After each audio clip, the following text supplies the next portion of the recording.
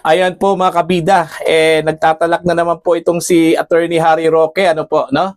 Meron naman po siyang inilabas po na aligasyon laban po sa International Criminal Court, ano po.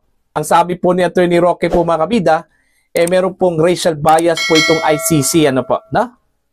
Sa kanya hong recollection, wala hudang puti so far ang na-detain dyan. Puro lang daw may kulay, ano po, kundi kayo mangge, itim.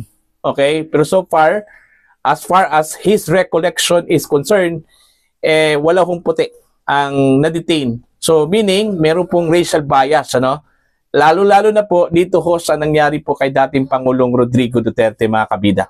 Eto, meron pong post mga kabida, ito pong ABS-CBN, ano po, no? March 26, 2025, around 12:22 AM. Kaninang madaling araw po ito. Ang title po ng kanila pong balita is Harry Roque claims racial bias in Duterte's ICC case. Ayun. Ito po, para mas malinaw po, babasahin po natin ito pong balita po ng ABS-CBN. Ano po, na? Ito. Former presidential spokesperson Harry Roque on Tuesday asked why former President Rodrigo Duterte was detained by the International Criminal Court in The Hague in the Netherlands 6 months ahead of the confirmation of charges against him. Okay, ito po yung kanyang sinabi.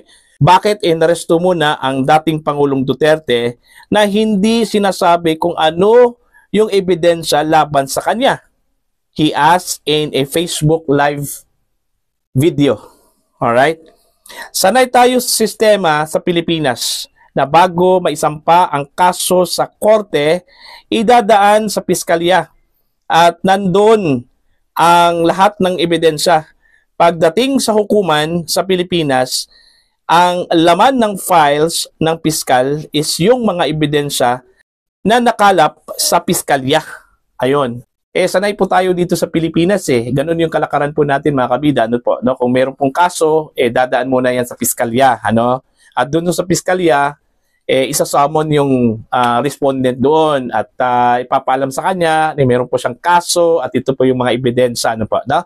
Bago ho ito dalhin sa korte kung meron pong probable cause.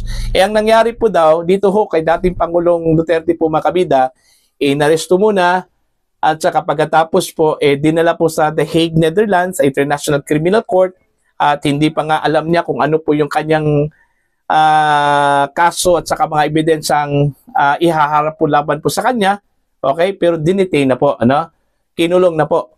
At yung time frame kung saan po ay ilalatag yung mga ebidensya po ng prosecution sa September 23 po, ano? So ang tagal, okay? Ang tagal, ilang buwan ba 'yon? Okay? April, May, June, July, August, September, 6 na buwan pa po. Mantakin yun yan, ano? 6 na buwan pa po bago po daw malaman ng dating Pangulo kung ano yung mga ebidensya. Kaya nga, nagtataka po itong si Attorney Harry Roque, ano po. Eto, patuloy po tayo. Roque said that the Philippine legal system evidence is typically presented before an arrest is made, while he suggested that the ICC seems to operate in the opposite manner. Ayan. Okay? He also expressed concerns about what he claimed as racial bias within the ICC, arguing that it appears to target leaders from developing countries. Kaya nga kahit na ako may observation din ako, ano? Na halos na mga kinasuhan diyan mga kabida coming from the developing countries, ano? South Africa, halos lahat diyan mga bansa, ano, dinadala po dyan sa International Criminal Court, ano? Okay? Although meron pong mga warrant of arrest na inisyu po itong ICC po, ano, laban ho dito sa mga big names, okay, like Putin, okay, Netanyahu, ano, okay? Pero itong mga personalidad na ito, imposible kong mahuli po yan, ano? Kasi unang-una po mga malalaking bansa po yan. Okay? May protection po yan, ano? So, ang kaya lang po daw ng ICC, ito pong mga developing countries. Although dito sa Pilipinas, malinaw naman po mga kabida na wala hong jurisdiction po itong ICC. Pero yun nga, nangyari yung pag-surrender po mga kabida, no? Kahit na po wala hong jurisdiction, kinikilala po ng Pilipinas yung kawalan po ng jurisdiction po ng ICC over the Philippines. Pero ang ginawa ng Pilipinas, sinuko pa rin. Okay? Sinuko pa rin.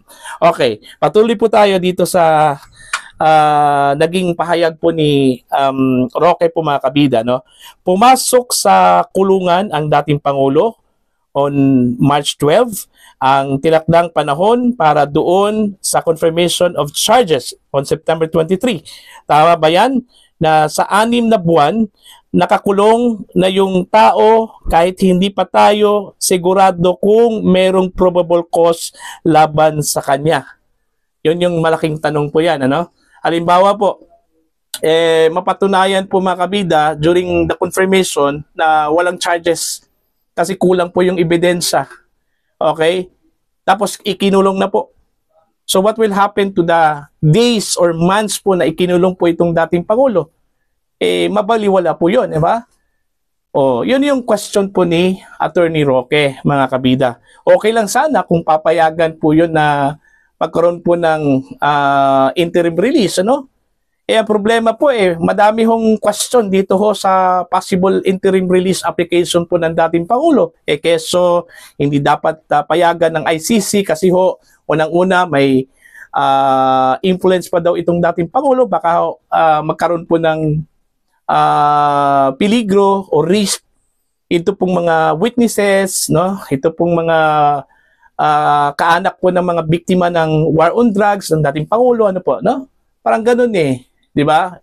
It's unfair naman po, no? Parang kinulong mo na ito, tapos after how many months, at the end of the day, yun, lumabas yung desisyon, wala palang kaso. Okay? Pwede ba yun? Di ba? Damage has been done na po, ano? Wala palang kaso, pero ikinulong na po. Unlike ko sa Pilipinas, yung justice system po natin, unang-una, ipapaalam po sa inyo kung ano yung asunto mo at ano yung mga ebidensya laban po sa inyo. Doon pa lang sa piskalya, ano po mga kabida, masasagot mo na yan. Alright? Kahit pa paano, doon sa Pilipinas, kahit na po yung kaso po ay aakyat doon sa korte, pwede ka makapagpiyansa po, ano? Unlike ko sa ICC, kahit na po malinaw po sa Article 60 po ng Rome Statute, na pwede kang maka-avail po ng interim release, pero magdepende po yan, no, sa discretion po daw mga kabida ng mga ICC judges, ano? So, wala kong sigurado kung makakalabas ka.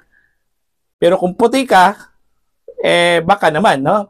Pero since the former president is coming from a developing country, yun, pwede kang ikulong dyan hanggang magdesisyon po itong korte po mga kabida. Either wala kang kaso or may kaso ka. Alright? So, para po sa inyo, tama po ba itong observation po ni Attorney Harry Roque mga kabida? Okay? So, you can comment down. Sa mga hindi pa po subscriber sa aking channel, please subscribe. Just click the subscribe button, click the notification bell, click all para updated po kayo mga kabida sa aking mga uploads. Maraming salamat po sa inyong lahat. God bless po.